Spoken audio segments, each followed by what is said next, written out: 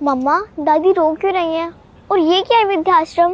बेटा दादी अपने नए घर जा रही है ना, इसलिए रो रही है। बहू, तो मुझे वृद्धाश्रम में क्यों लेकर आई हो? दादी मम्मा ने कहा है कि ये आपका नया घर है और नए घर में तो सब लोग साथ में रहते हैं ना। नहीं नहीं बेटा, दादी अपने इस घर में अकेली रहेंगी। दादी अकेली रहेंगी? लेकिन क्यों? ये तो नया घर है ना, नए घर में तो सब लोग साथ में रहते हैं, है ना? हाँ, लेकिन इस घर में दादी जैसे बहुत सारे लोग रहते हैं ना, तो दादी उनके साथ खुश रहेंगी। दादी जैसे बहुत सारे लोग रहते हैं मतलब? फूलवती, तुम मुझे यहाँ क्यों लेकर आई? मैं यहाँ रहना नहीं चाहती। मैं अपने बेटे और अपनी पोती के साथ रहना चाहती हूँ। चुप क्यों बेटा?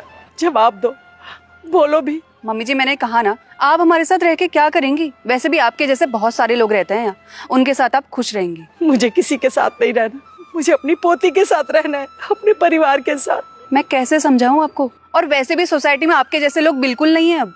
बेटा, लेकिन मुझे किसी और के साथ नहीं रहना है। अरे मैं तो अपने परिवार के साथ अपने घर में रहना चाहती हूँ। मम्मी जी, आप बात क्यों नहीं समझ रही हैं? सोसाइटी के सारे लोगों ने अपने पेरेंट्स को यहीं छोड़ दिया है ताकि आप जैसे लोग सब मिलकर खुश रहें।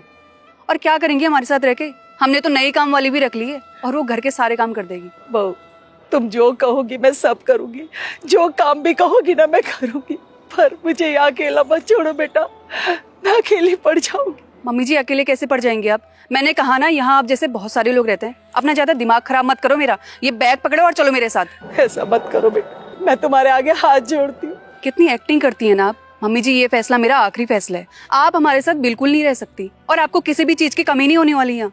आपको तो मुझे थैंक यू बोलना चाहिए कि इतनी अच्छी जगह लेकर आई हूँ आपको। अरे मुझे नहीं रहना किसी अच्छी जगह, मैं अपने घर में रहना चाहती हूँ, अपने बच्चों के साथ रहना चाहती हूँ। मम्मी जी, अब आप ना मेरा बहुत दिमाग खराब कर रही हैं। चुपचाप जैसा बोलती हूँ वैसा करो। ये बैग पकड़ो और चलो मेरे साथ। मम्मा हम दादी को तो नए घर में लेकर आए हैं, तो दादी रो क्यों रही हैं? बल्कि उन्हें तो खुश होना चाहिए ना। बेटा एक बात बताओ, आप जब स्कूल जाती हो तो आप भी रोती हो ना? तो दादी भी अपने नए घर जा रही है इसलिए रो रही है। लेकिन मम्मा इस घर के आगे वृद्धाश्रम क्यों लिखा हुआ है और इसका मतलब क्या होता है? इसका मतलब होता है खुशियों का घर। खुशियों का घर मतलब ये कि इस घर में दादी जैसे बहुत सारे लोग रहते हैं, तो दादी उनके साथ खुश रहेंगी। दादी जैसे और भी बहुत सारे लोग रहते हैं, पर वो सब लोग यहाँ पे क्या कर रहे हैं? वो बेटा, मैं कैसे समझाऊं आपको? अच्छा सुनो मेरी बात, जब मम्मा पापा बुढ़े हो जाते हैं ना, तो उनके बच्चे उनको यहाँ छोड़ देते हैं ताकि वो इस घर में खुश रहेंगे। वाह मम्मा, ये तो बहुत अच्छी बात है।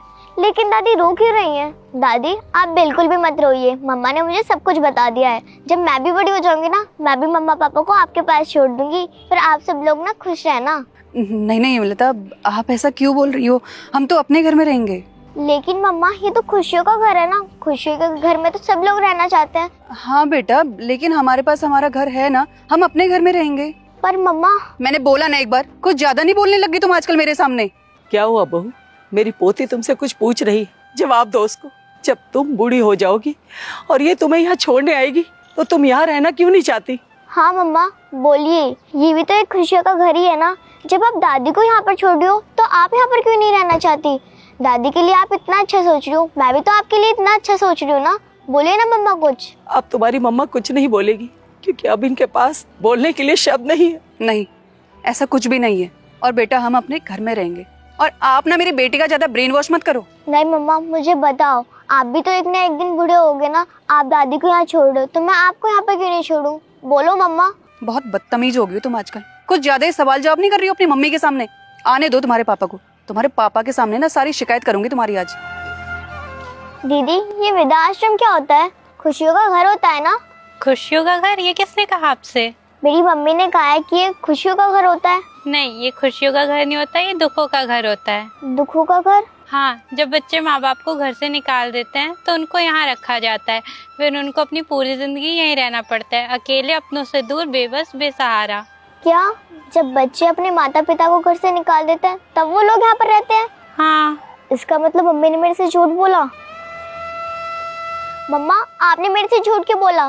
बताइए मुझे, बोलिए ना कुछ।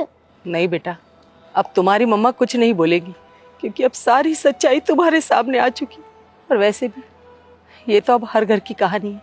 माँ बाप बच्चों को पाल पोस कर बड़ा करते, काबिल बनाते हैं, और एक दिन जब वो बच्चे काबिल बन जाते हैं तो अपने ही माँ बाप को घर से बाहर निकाल देते हैं, उन्हें इन वृद्धा आश्रमों में रहने को मजबूर कर देते हैं, अपने परिवार से दूर, अपने बच्चों से दूर, अकेले, बेसहारा, छी मम्मा, मुझे आपसे ये उम्मीद नहीं थी।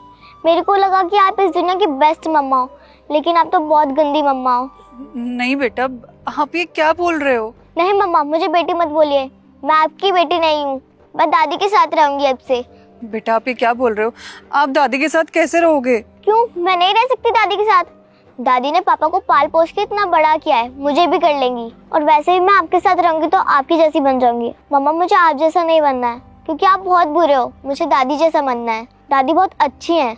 आपको शर्म नहीं आई मम्मा? आपने दादी को घर से निकाल दिया। आपके पास इतना सब कुछ होने के बावजूद भी आप दादी का ख्याल नहीं रख सकते, तो मेरा क्या ख्याल रखोगी? और मुझे आपके साथ नहीं रहना, मुझे बस दादी के साथ रहना है। और आपने दादी के साथ बहुत गलत किया है। मम्मी जी आप तो कुछ समझाइए ना इसको। मैं क्या समझाऊं बहू, ये जो कुछ भी कह रही है ना या कर रही है, सब इसने तुमसे ही तो सीखा है। प्लीज मम्मी जी मुझे माफ कर दीजिए, ऐसा मत करिए मम्मी जी। चलो दादी। नहीं बेटा प्लीज मेरी बात सुन लो, मुझे माफ कर दो बेटा। मम्मी जी प्लीज मुझे माफ कर दीजिए। बेटा मेरी बात सुनो एक बार। हेलो दोस्तों, कैसे हैं आप लोग? अभी जो आपने वीडियो देखी है बहुत ही इंपॉर्टेंट टॉपिक पर है, तो जल्दी से कमेंट करके बताइए कि वो मैसेज और वो मोरल क्या है, आप लोगों को इस वीडियो से क्या सीख मिली है। तो जल्दी से कमेंट कीजिए, मैं आप सभी के कमेंट का वेट कर रहा हूँ। और आप जो वीडियो को इतना प्यार देते हैं उसके लिए बहुत बहुत धन्यवाद। हमेशा ऐसे ही प्यार देते रहिएगा और जल्दी से कमेंट कीजिएगा। मैं सबके कमेंट पढ़ रहा हूँ, जल्दी से कमेंट कीजिए और इस वीडियो को सभी फ्रेंड के साथ, फैमिली के साथ शेयर कीजिए। और अगर आप लोग चाहते हैं कि आपकी स्टोरी, रियल स्टोरी हमारे वीडियोज़ में आए, तो आप लोग अपनी स्टोरी मुझे इंस्टाग्राम पे भेज सकते हैं एक अच्छे से मॉरल के साथ। तो जल्दी से आप अपनी स्टोरी इंस्टाग्राम पे भेजिए, मैं आपकी स्टोरी का वेट कर रहा हूँ। हमारे यूट्यूब चैनल को सब्सक्राइब कीजिए, हमारे फेसबुक को फॉलो कीजिए। हमेशा से मुस्कुराते रहिए, खुश रहिए। Thank you.